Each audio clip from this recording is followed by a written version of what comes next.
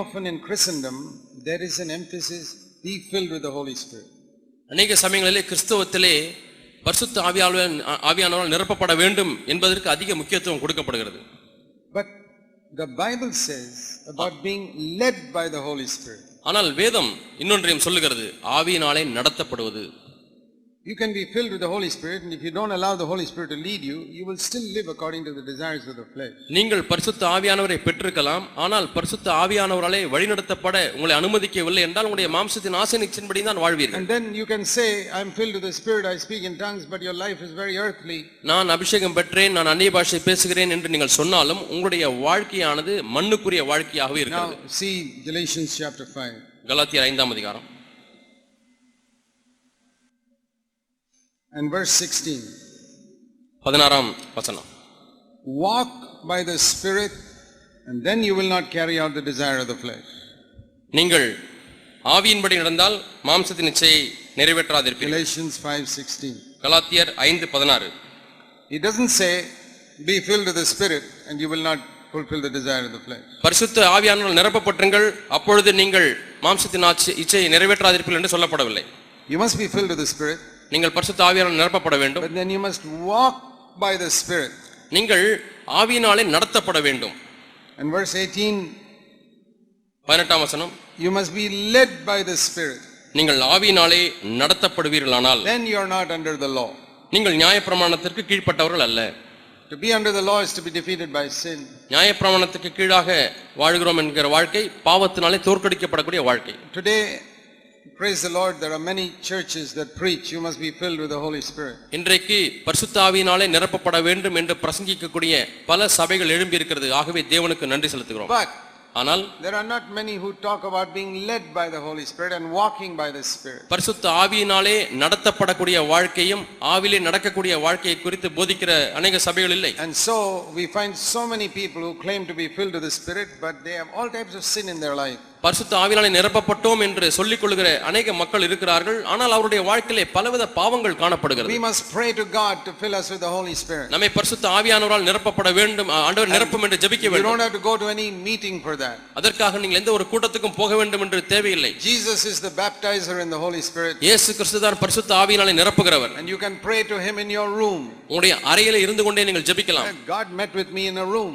நான் ஒரு அறையிலே ஜெபிக்கும் பொழுது தேவன் என்னை சந்தித்தார். And filled me with the Holy Spirit. என்னை பரிசுத்த ஆவியானவராலே நிரப்பினார். You don't have to go to a meeting. இந்த கூட்டத்துக்கும் போய் தான் அபிஷேகம் பெற வேண்டும் என்று தேவையில்லை. Many people go to meetings and the pastor there is working everybody up to an emotional pitch. அநேகருக்கு அபிஷேகம் பெறுவதற்காக காத்திருப்பு கூட்டங்களுக்கு போகிறார்கள். அங்கே ட்ரம் அடித்து அடித்து அடித்து அப்படியே அவர்களை பெரும்படியாக செய்கிறார்கள். You don't know what spirit you will receive there. அப்படி போவீர்கள் என்று சொன்னால் என்ன விதமான ஆவியை நீங்கள் அங்கே பெறுவீர்கள் என்று எனக்கு தெரியவில்லை. I will tell you what to do. நான் என்ன செய்ய வேண்டும் என்று உங்களுக்கு சொல்கிறேன். Go and kneel down beside your bed and pray to God. உங்களை படுக்கைக்கு அருகிலே நீங்கள் முழங்கால் படியிட்டு தேவனை நோக்கி ஜெபியுங்கள். Ask God to fill you with the Holy Spirit. தேவனே என்னை பரிசுத்த ஆவியானவராலே நிரப்பும் என்று ஜெபியுங்கள். He doesn't fill people with the Spirit only in meetings. அவர் கூட்டங்களிலே மட்டுமே ஜனங்களை அபிஷேகத்தில் நிரப்புபவர் அல்ல. Jesus will come to you and fill you with the Holy Spirit. இயேசு உங்களிடத்திலே வந்து உங்களை பரிசுத்த ஆவியானவரால் நிரப்புவார். And then you must allow the Holy Spirit to lead you day by day. பிறகு நீங்கள் அனுதினமும் ஆவியானவர் உங்களை வழிநடத்துவதற்கு உங்களை விட்டுக் கொடுக்க வேண்டும். And he will always lead you in the same path that Jesus walked. எப்பொழுதுமே இயேசு எந்த பாதையிலே நடந்தாரோ அதே பாதையிலே தான் அவர் உங்களை வழிநடத்துவார். Why? ஏன்? Because the spirit that comes in you is the same spirit that was in Jesus Christ when he was on earth. பூமியிலே இயேசு இருந்த பொழுது எந்த ஆவியானவர் அவருக்குள் இருந்தாரோ அதே ஆவியானவர் தான் இப்பொழுது உங்களுக்குள்ள வருகிறார். If he led him in one way, he will lead you also in the same way. அவர் ஒரு விதத்திலே வழிநடத்தி இருந்திருப்பார் என்று சொன்னால் உங்களையும் அதே விதத்திலே தான் வழிநடத்துவார். And that was the way of death to himself. அதுதான் அது எந்த வழி என்று சொன்னால் தனக்கென்று மரிக்கக்கூடிய வழி. Where you never do your own will but the will of God. உங்களுடைய சொந்த சித்தத்தை செய்யாதபடி தேவனுடைய சித்தத்தை செய்யக்கூடிய வாழ்க்கை. Where you never seek your own but you seek God's. நீங்கள் உங்களுக்கானதையே தேடாதபடி தேவனுக்கானதையே தேவனுடைய சித்தத்தையே தேடுவீர்கள். And then you will always give the best to God because you are not seeking your own. நீங்கள் உங்களுக்கானதையே தேடாமல் இருக்கும் பொழுது எப்பொழுதுமே நீங்கள் தேவனுக்கு சிறந்ததையே கொடுப்பீர்கள். Many of you think your problems will be solved if you are filled with the Holy Spirit. பரிசுத்த ஆவியினாலே நிரப்பப்பட்டு விட்டால் போதும் எல்லா பிரச்சனையும் தீர்ந்து விடும் என்று உங்களில் அநேகர் எண்ணிக்கொண்டிருக்கிறீர்கள். No, it will not be solved. இல்லை, அப்படி தீர்க்கப்பட முடியாது. You must make a decision in your life that you will never seek to please yourself. நான் இனிமேல் ஒரு காலம் என்னை நானே பிரியப்படுத்த மாட்டேன் என்கிற தீர்மானத்தை நீங்கள் செய்து கொள்ள வேண்டும். You will always give the best of your life to God. எப்பொழுதுமே என்னுடைய வாழ்க்கையின் மேன்மையானதையே நான் தேவனுக்கு கொடுப்பேன் என்று தீர்மானியுங்கள். Give the maximum to God. தேவனுக்கு நான் அதிகபட்சமானதை கொடுப்பேன் என்று தீர்மானியுங்கள். There are two types of Christians. இரண்டு விதமான கிறிஸ்தவர்கள் இருக்கிறார்கள். One is those who say, what is the minimum I have to give to God to go to heaven? பரலோகத்துக்கு போவதற்கு குறைந்தபட்சம் தேவனுக்கு என்ன செய்ய வேண்டும், என்ன கொடுக்க வேண்டும் என்று கேட்கிறவர்கள். What is the minimum I have to do in order to be a good member in CFC? CFC சபையிலே ஒரு நல்ல அங்கத்தினராக இருப்பதற்கு குறைந்தபட்சம் என்ன செய்ய வேண்டும் என்று கேட்கிறார்கள். What is the minimum number of meetings I must go to? Minimum number of conferences? குறைந்தபட்சம் எத்தனை கூட்டங்களுக்கு மாதம் செல்ல வேண்டும் அல்லது குறைந்தபட்சம் எத்தனை கான்ஃபரன்ஸ்க்கு வர வேண்டும்? The one word for them is minimum. அவர்களுக்கு கிடைத்த ஒரு வார்த்தை குறைந்தபட்சம். What is the minimum I must do? Minimum I must do because then maximum I can do for myself. குறைந்தபட்சம் தேவனுக்கு என்ன செய்ய வேண்டும், குறைந்தபட்சம் சபைக்கு என்ன செய்ய வேண்டும், அதிகபட்சம் எனக்கு என்ன செய்ய வேண்டும் என்று எண்ணுகிறார்கள். That's one type of Christian. இது ஒரு கூட்ட கிறிஸ்தவர்கள். Certain mindset. அவர்களுக்கு மனதிலே அப்படி நியமித்துக் கொண்டார்கள். They never get the fire of God in their life. ஒரு காலம் அவர்கள் தேவனுடைய அக்கினியை தங்களுடைய வாழ்க்கையில பெற முடியாது. They bring an offering, but their offering is like the offering of Cain. அவர்கள் ஒரு காணிக்கையை கொண்டு வருகிறார்கள். அவர்கள் கொண்டு வரக்கூடிய காணிக்கையானது காயினுடைய காணிக்கையை போல இருக்கிறது. Then there are other people, மற்ற மக்கள் இருக்கிறார்கள், very few, மிக குறைந்தவர்கள், who will say, what is the maximum I can do for the Lord? தேவனுக்கு என்று அதிகபட்சமாக நான் என்ன செய்ய முடியும்? What is the maximum of my life that I can give to God? அதிகபட்சமாக என்னுடைய வாழ்க்கையை தேவனுக்கு எப்படி ஒப்புக் கொடுக்க முடியும்? What is the maximum I can live for God in this one life? இந்த ஒரு வாழ்க்கையில அதிகபட்சமாக தேவனுக்கு எப்படி வாழ முடியும்? I felt like that when I was 21. நான் 21 வயதா இருக்கும்போது அப்படி உணர்ந்தேன். And now I'm nearly 70. I feel exactly the same. இப்பொழுது எனக்கு 70 வயதாகிறது. அதே போல தான் இப்பொழுது உணர்கிறேன். What is the maximum I can give for God? தேவனுக்கு என்று அதிகபட்சமாக நான் எதை கொடுக்க முடியும்? My time, energy, என்னுடைய நேரம், என்னுடைய சக்தி, that I'll never seek my own, ஒரு காலம் எனக்கானதை தேடாதபடி, where my comfort and food and everything is unimportant. என்னுடைய சொகுசும் என்னுடைய சாப்பாடும் அதெல்லாம் முக்கியமற்றது. What I can do for God? தேவனுக்கு என்று நான் என்ன செய்ய முடியும்? Because I want the fire of God in my life. ஏனென்றால் தேவனுடைய அக்கினி என்னுடைய வாழ்க்கையிலே தேவை. And I'll tell you why. ஏன் என்று சொல்கிறேன். Because I know one thing. ஒரு காரியத்தை நான் அறிந்திருக்கிறேன். I have only one life. எனக்கு இருப்பது ஒரே ஒரு வாழ்க்கை மட்டுமே. Only one life in which I can show my thankfulness to Jesus Christ. என்னுடைய நன்றியை தேவன் இயேசு கிறிஸ்துவுக்கு காண்பிப்பதற்கு எனக்கு கிடைத்த வாழ்க்கை ஒரே ஒரு வாழ்க்கை மட்டுமே. Once these 80-90 years are over, ஏற்கனவே 18-19 வயதுகள் உங்களில் முடிந்து விட்டது. I'll have millions and millions of years to be with Jesus in heaven. பூமியிலே காலம் முடிந்து விட்டது. ஆனால் லட்சக்கணக்கான ஆண்டுகள் தேவனோடு கூட பரலோகத்தில் இருக்க போகிறேன். Then I can seek comfort and rest and ease and all that. அந்த உலகத்திலே போய் என்னுடைய சொகுசையும் என்னுடைய வசதியையும் என்னுடைய ஓய்வையும் தேடிக்கொள்ளட்டும். Not on this earth. இந்த பூமியிலே நான் ஓய்வையும் வசதியும் தேட மாட்டேன். I'm not going to retire even if I'm 100 years old. 100 வயதானாலும் நான் ஓய்வு பெற மாட்டேன். I'm not going to seek my own rest or comfort or ease. என்னுடைய வசதியோ இளைப்பாறுதலையோ சொகுசையோ தேட மாட்டேன். Because I have only one life. ஏனென்றால் எனக்கு ஒரே ஒரு வாழ்க்கை மட்டுமே இருக்கிறது. I'm not going to get a second chance. எனக்கு இரண்டாவது தருணம் கிடைக்காது. All rest and comfort is in heaven. எல்லா சொகுசும் இளைப்பாறுதலும் ஓய்வும் பரலோகத்தில் தான். For me, going on holiday and all is when we go to heaven. எனக்கு விடுமுறை காலத்திலே எங்கேயாவது போவதெல்லாம் பரலோகத்துக்கு தான். I have no holiday on this earth, not the for 365 days. இந்த பூமியிலே எனக்கு விடுப்புகளே கிடையாது, விடுமுறையே கிடையாது. 365 நாட்களும் I have no time for it. எனக்கு அதற்கு நேரம் இல்லை. Because I have only one life. எனக்கு இருக்கக்கூடிய வாழ்க்கை ஒரே ஒரு வாழ்க்கை. I will have millions of years of holiday when I go to heaven. நான் பரலோகத்துக்கு போகும்போது எனக்கு கோடிக்கணக்கான விடுமுறை நாட்கள் அங்கே கிடைக்க போகிறது. You live like that. The fire of God will be on your life every இப்படி day. நீங்கள் வாழ்ந்தீர்கள் என்று சொன்னால் ஒவ்வொரு நாளும் தேவனுடைய அக்கினி உங்கள் மீது இருக்கும். Walk in the spirit. Don't just be filled with this. நீங்கள் ஆவியிலே நிறைக்கப்பட்டது மட்டுமல்ல, ஆவியிலே நீங்கள் நடக்க வேண்டும். And don't seek your own honor. உங்களுடைய சொந்த கனத்தை தேட வேண்டாம். Always be an ordinary brother. எப்பொழுதுமே சாதாரண ஒரு சகோதரனாய் இருந்து விடுங்கள். Don't try to become a big person in the church. சபையிலே நான் ஒரு பெரிய ஆளா இருக்க வேண்டும் என்று உங்களை காண்பிக்க வேண்டாம். Let your longing be to be the smallest and most unknown and hidden.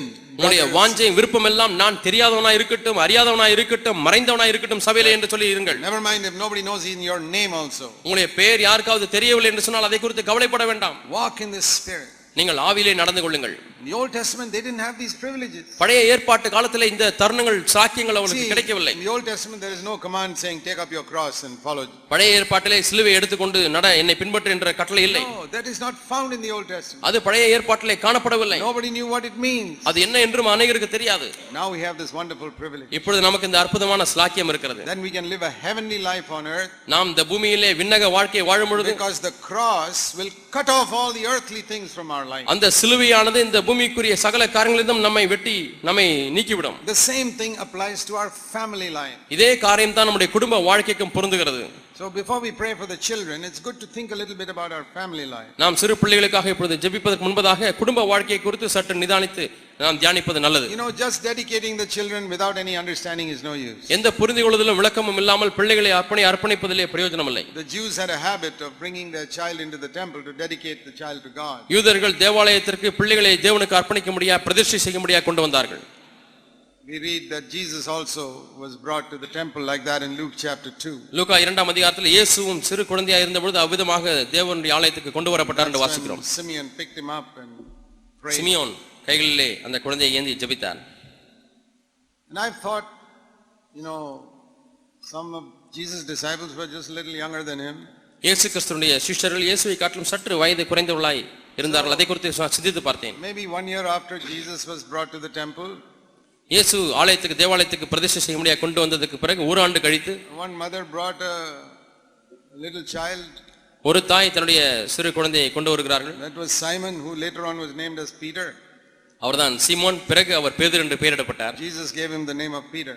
இயேசு அவருக்கு பேதுரு என்று அழைத்தார். But the mother had given the name Simon. தாய் சீமோன் என்ற பெயரை கொடுத்தார்கள். And he came dedicated. She didn't know what this child is going to be. அந்த தாய் அந்த குழந்தையை தேவாலயத்தை கொண்டு வரும்போது அந்த குழந்தை பெரிதாக வளர்ந்து என்னவாக மாறப்போகிறான் என்று அறியாது வந்தார்கள். Nice sweet child. நல்ல அருமையான குழந்தை. She didn't know this is one day going to be the greatest apostle of Jesus Christ. ஒரு நாளிலே இந்த குழந்தை வளர்ந்து இயேசு கிறிஸ்துவினுடைய பெரிய சீஷனாய் அப்போஸ்தலனாய் மாறப்போகிறது என்று அந்த தாயாருக்கு தெரியாது. And around the same time somebody brought another child. அதே காலகட்டத்திலே இன்னொருவர் வேறொரு குழந்தையை பிரதிஷ்டைக்காய் கொண்டு வருகிறார்கள். That child also sweet looking child. அந்த குழந்தையை பார்ப்பதற்கு அழகான குழந்தை. His name was Judas. அந்த குழந்தைக்கு யூதாஸ் என்ற பெயரை கொடுக்கிறார்கள். Son of Iscariot. இஸ்காரியத்தினுடைய மகன் யூதாஸ். That also looked a very sweet child. அந்த குழந்தையும் பார்ப்பதற்கு அருமையான குழந்தையாக இருந்தது. And the mother dedicated it to God. தாய் அந்த குழந்தையும் தேவனுக்கு என்று பிரதிஷ்டை செய்கிறார்கள்.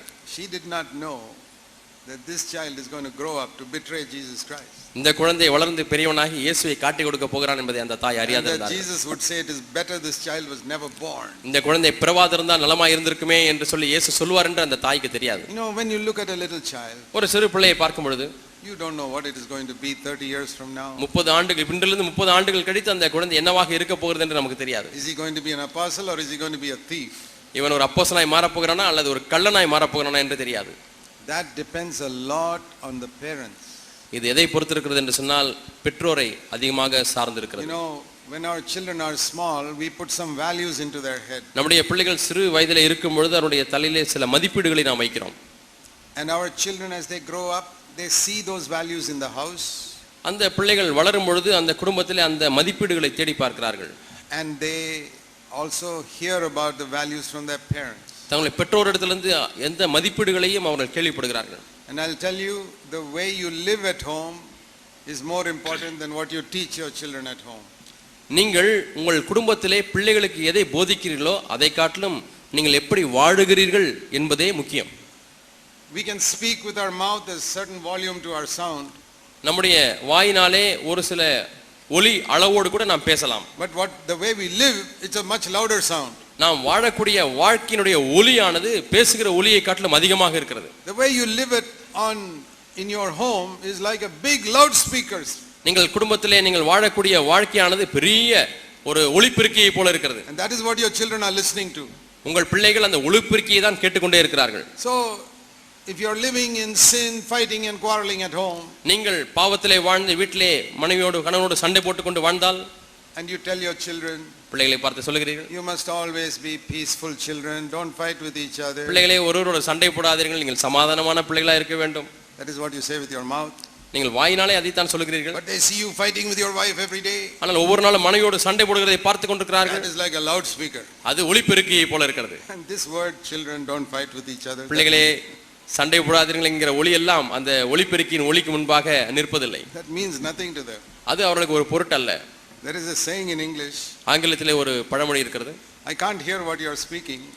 நீங்கள் பேசுகிறது எனக்கு கேட்கவில்லை. Because your life is speaking more loudly. உங்களுடைய வாழ்க்கையானது நீங்கள் பேசுகிற சத்தத்தை காட்டிலும் அதிகமான சத்தமா எனக்கு வருகிறது. I can't hear what you are speaking because your life is speaking much louder. நீங்கள் பேசுகிறது எனக்கு கேட்கவில்லை, உங்கள் வாழ்க்கையானது அதிக சத்தமா எனக்கு காதுகளில் ஒலிக்கிறது. I want to tell you, your children are listening to a sound that is coming from your life. உங்களுடைய பிள்ளைகள் உங்களுடைய வாழ்க்கையிலிருந்து வரக்கூடிய சத்தத்தை தான் கேட்டுக்கொண்டிருக்கிறார்கள். It is a common custom in India for parents to leave an inheritance for their children. இந்தியாவிலே ஒரு கலாச்சாரம் என்னவென்றால் பிள்ளைகளுக்கு சொத்தை வைத்து விட்டு போவது. And many times there are court cases also among the children for fighting for that inheritance. அந்த அப்பா அம்மா விட்டு சென்ற சொத்துக்காக பிள்ளைகள் வழக்கு மன்றத்துக்கு போய் சண்டை போட்டுக் கொண்டிருப்பார்கள். Now I will teach you how to leave an inheritance for your children where there will be no court case. Court கேஸே உங்கள் பிள்ளைகள் போக மாட்டார்கள். அப்படிப்பட்ட சொத்தை எதை விட்டு செல்வது என்று நான் உங்களுக்கு சொல்கிறேன். Give them an inheritance of a peaceful atmosphere at home. சமாதானமுள்ள ஒரு சூழல் என்கிற உங்கள் குடும்ப வாழ்க்கையை உங்கள் பிள்ளைகளுக்கு சொத்தாக சுதந்திரமாக கொடுங்கள். If they can receive a peaceful atmosphere in the home, குடும்பத்திலே ஒரு சமாதானமான ஒரு சூழலை உங்கள் பிள்ளைகள் பெறும் பொழுது, that is the best inheritance you can give your children. உங்கள் பிள்ளைகளுக்கு கொடுக்கக்கூடிய மிக சிறந்த சுதந்திரம் அதுதான், சொத்து அதுதான். They cannot fight in the court for that. அதற்காக பிள்ளைகள் போய் கோர்ட்ல சண்டை போடுவார்களா? And that is better than giving them money. பணத்தை கொடுப்பதை காட்டிலும் இது நல்லது. And the other thing, இன்னொரு காரியம், is to give them an atmosphere where in the home there's always faith in God. God can solve every problem. குடும்பத்தில் இன்னொரு சூழலை உங்கள் பிள்ளைகளுக்கு உருவாக்கி கொடுக்க வேண்டும். அது என்னவென்றால் விசுவாசம். எப்பொழுதுமே தேவனால் எங்களுடைய பிரச்சனை தீர்க்க முடியும் என்று தேவனிடத்தை சார்ந்து வாழக்கூடிய வாழ்க்கை.